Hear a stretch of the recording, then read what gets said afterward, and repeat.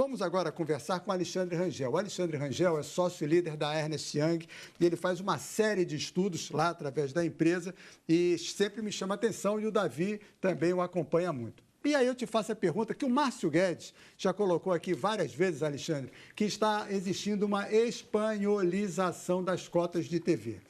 Está ou não está? E cota de TV que vai mudar no que vem, define um campeonato? Veja, na verdade, o que a gente soltou um estudo agora, tem colaboração com o César Grafietti, que trabalhou muito tempo no Banco Itaú, sempre fez bastantes estudos, né, sobre economia no futebol. E, na verdade, o que está acontecendo, ele até batizou isso de uma premierlização, né? Na verdade, em vez da espanholização, o que o futebol brasileiro está se tornando cada vez mais é próximo do modelo da Premier League. O que é isso, na verdade? Isso está acontecendo, de certa forma, em vários países da Europa e não por acaso.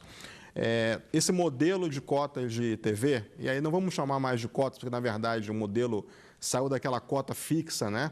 Que existia até esse ano, onde, por exemplo, o Flamengo recebia 160 milhões, o Vasco 100, o Palmeiras 100, 80, não me lembro todos os valores, né? Mas era uma cota fixa. Está mudando para um modelo, cada país tem o seu, onde uma parte ela é dita por igual e o resto por colocação no campeonato, audiência.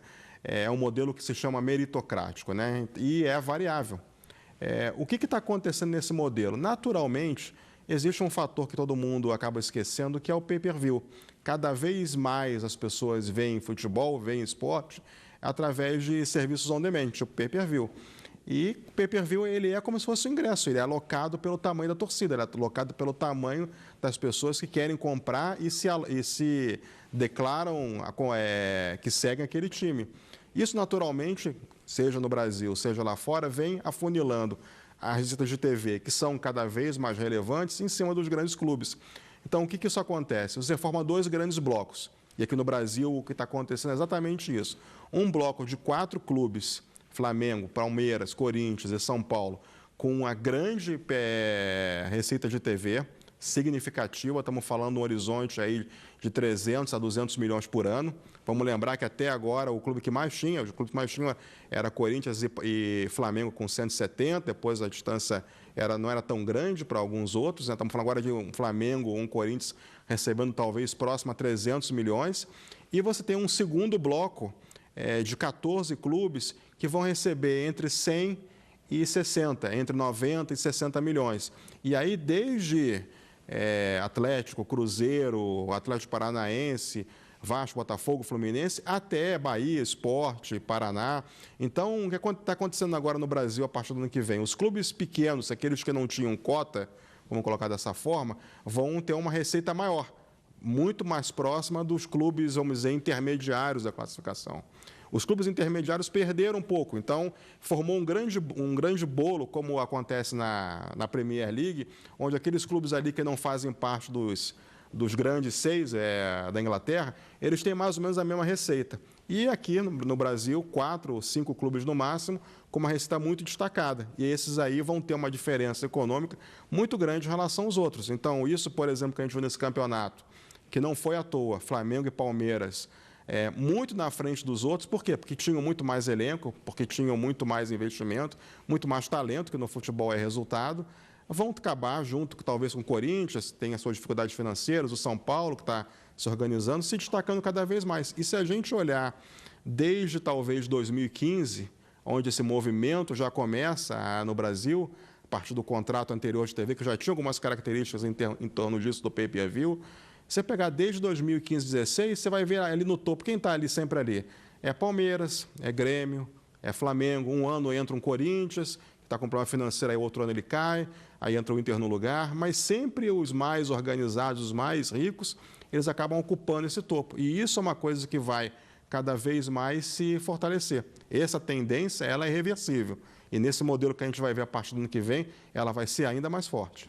Mas eu acho o seguinte aí, tudo bem que deu uma melhorada, embora com esse fortalecimento desses 4 ou 5 aí, mas há mais meritocracia agora, embora eu acho que a gente não possa continuar só olhando o pay-per-view. Isso é uma visão, eu acho, um pouco limitada da coisa. Como ele disse, pay-per-view é ingresso. Tudo bem, mas eu acho que os clubes agora, os outros grandes que estão fora do bolo, tipo Vasco, que tem uma torcida grande também, Atlético Fluminense, Mineiro. Atlético Mineiro, deve, então, descobrir novas formas de gestão.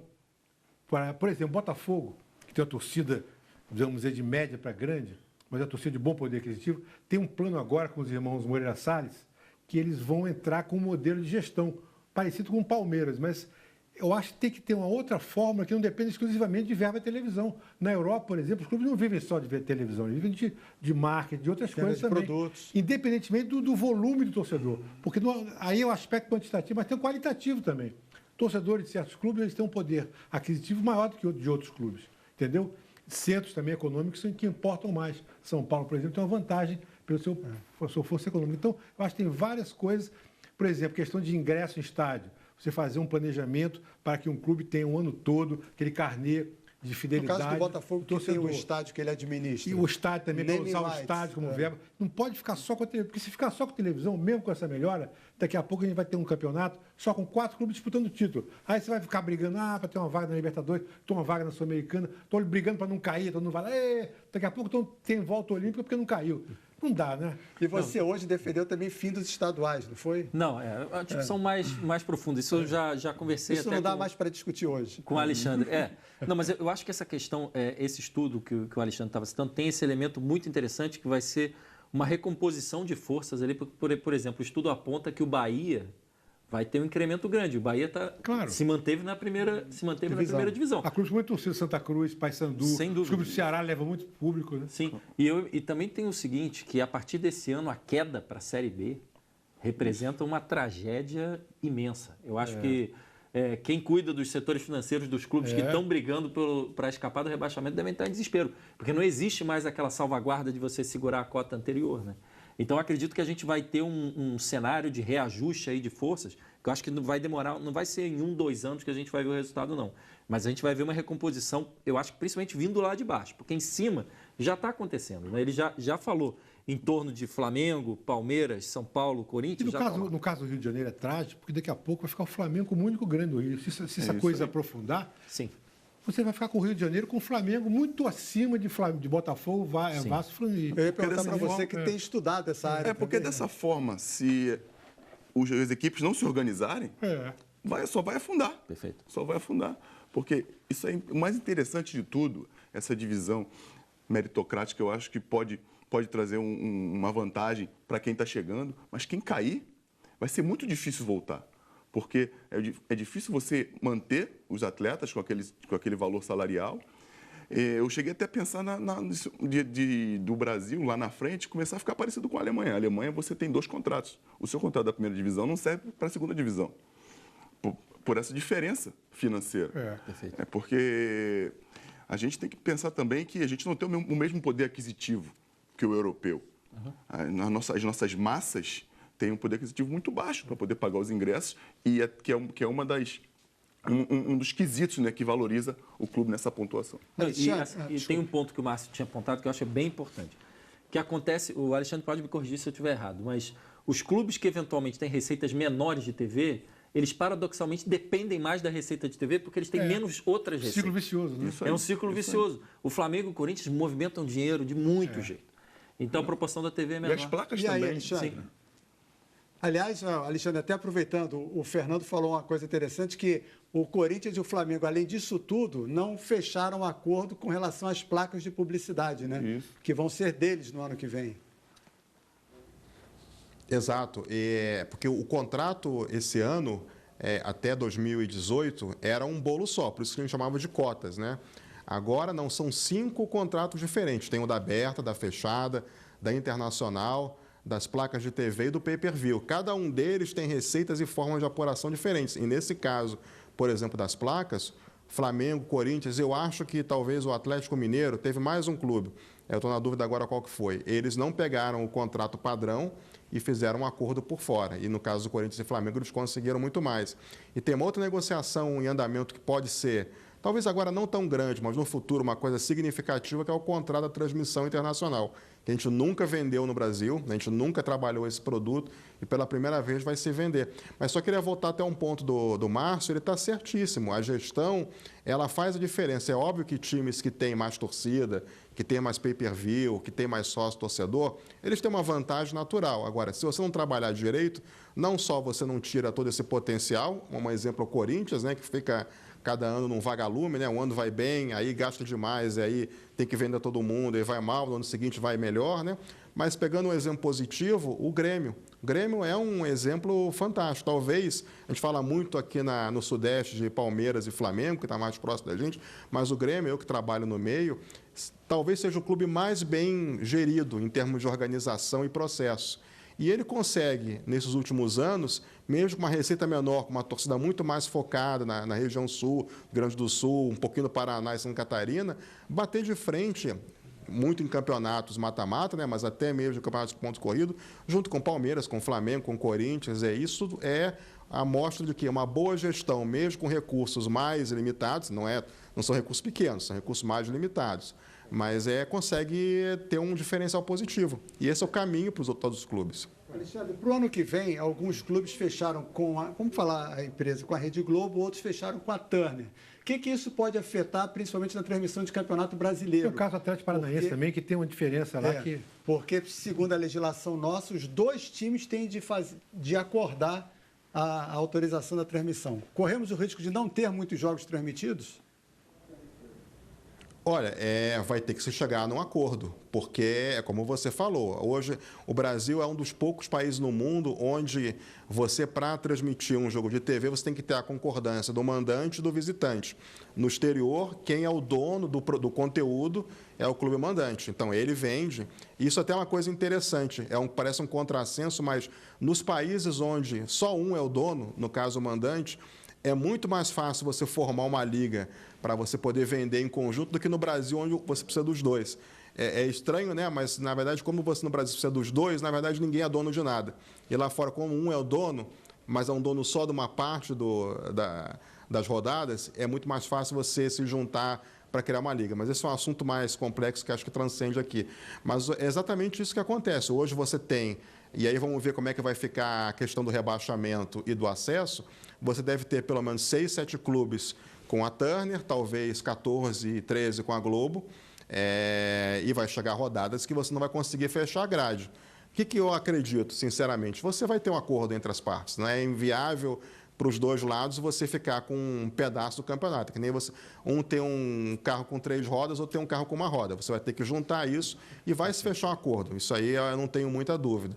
Agora, para os clubes, foi uma competição interessante, né? Você ter mais de um parceiro, mais de alguém interessado, valorizou a receita do campeonato, mas olhando para frente, a gente precisa ter um modelo de legislação sobre direitos de TV muito mais avançado. A gente defende muito que a gente se adeque ao modelo do exterior, onde realmente o mandante seja o dono, até para facilitar esse tipo de acordo e até a própria competição no mercado. Os clubes aceitariam, Davi? Não, precisa mudar a lei? Mudar a lei para o mandante. Porque agora nessa situação, assim, o acordo eu acho que acaba se dando, porque na prática, se você for ver, se você tiver 7 de um lado, você só tem 42 jogos para transmitir de um lado, né? São 21 mais 21. Então, realmente, assim, mas eu não sei, assim, essa particularidade brasileira é bem interessante pensar nesse efeito, de ninguém se sentir dono de nada e, ao mesmo tempo, todo mundo poder parar o processo, né? Mas eu acho difícil ter... Olha, todas as tentativas de união que a gente viu para discutir cota aqui no Brasil, as mais recentes, implodiram. A última resultou nesse cenário que a gente tem agora, que foi a implosão do Clube dos 13. Então, eu acho muito difícil imaginar uma união para qualquer coisa aqui. Então, Márcio, a gente está falando de futebol profissional. Esse aspecto, pelo visto, está sendo levado em conta o amadorismo dos dirigentes. Cada um pensando em si próprio. Você está falando de uma coisa muito antiga no futebol brasileiro, né? Há décadas que a gente fala disso. Da Liga, foi porque não houve jamais união, essa paixão clubística que atrapalha vários entendimentos, né? Campeonatos muito mal organizados. Os estaduais nunca chegaram à conclusão de qual a melhor fórmula, quando está óbvio, não a extinção, mas a diminuição, um calendário menor. Você acumula Sul-Americana, acumula Copa do Brasil, Libertadores, Brasileiro, Teve até a Seleção brasileira. a Primeira Tentaram colocar Liga, a que Primeira foi a Liga. brincadeira, Primeira Liga. que não Que, deu aliás, certo. saiu do calendário. Cadê a Primeira Liga? Desapareceu. Desapareceu. Desapareceu. Incrível isso, inacreditável. Né? Então, eu acho que os dirigentes são muito amadores, são muito desunidos, pensam só no seu próprio umbigo, e ao pensar no seu próprio umbigo, eles não pensam em umbigo nenhum. Exato. É uma coisa virtual, né? É um namoro virtual que não existe. E é ruim para todo mundo. Né? Não, e é legal que o Alexandre falou uma coisa muito interessante, que a nossa legislação é muito antiquada em vários setores. Nesse, principalmente, essa forma de comandar as partidas já vem de muito tempo, já vem causando problema há muito tempo. Acho que esse método, você vê na NFL, por exemplo, você passa jogo na ABC, na NBC, na ESPN, e está todo mundo feliz. Claro que lá é uma liga, é um esporte diferente, mas a forma de gestão, acho que devia servir como exemplo. Na NBA não tem rebaixamento. E outra coisa que tem que ser vista. Não, eles não têm. Na NFL também não tem. Também não tem. Mas, assim, não é a gente tem uma noção, uma ideia muito pouco inteligente com relação ao estrangeiro, ao europeu, ao americano. O que faz lá não vai caber da forma que é feito lá aqui, mas a gente pode aprender e modelar. Não, Claro. Uma coisa que. Porque as coisas se entrelaçam, tudo tem uma coisa a ver com a outra. Cotas de TV e o pessoal que vai aos estádios. O torcedor é muito maltratado nos estádios. Você não tem a segurança precária para você chegar lá. Estacionamento é uma loucura. Você, por exemplo, vai aqui ao Engenhão, no jogo do Botafogo, que tem 10 mil pessoas, relativamente pouca gente, 15 mil, é um tumulto, não tem onde parar o carro, não é seguro. Quer dizer, horários horrorosos para compatibilizar com o pay-per-view, coloca um horário de 7h30 da noite, de terça, segunda-feira, ou então 9h45 da noite. Sábado. 9h45 da noite no Rio de Janeiro, você vai sair meia-noite.